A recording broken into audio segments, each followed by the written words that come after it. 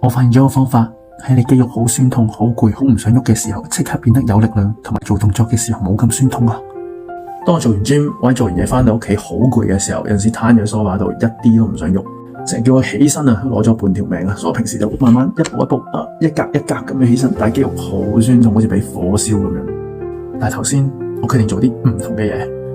就係做嗰個動作之前同自己傾咗偈先。當我起身之前，我同自己講我要起身，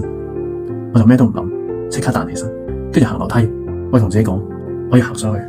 就咩都唔諗，好 firm 咁樣行到上去。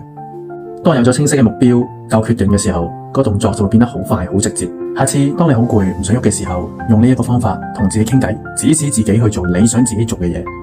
你就會發現冇你想象中咁攰。所以當我哋有啲嘢唔想做嘅時候，同自己講嘢，俾指令自己，命令自己去做，成件事就變得輕鬆有效好多㗎喇。將呢條片 send 俾嗰個成日攤喺度起身都要諗好耐嗰個朋友。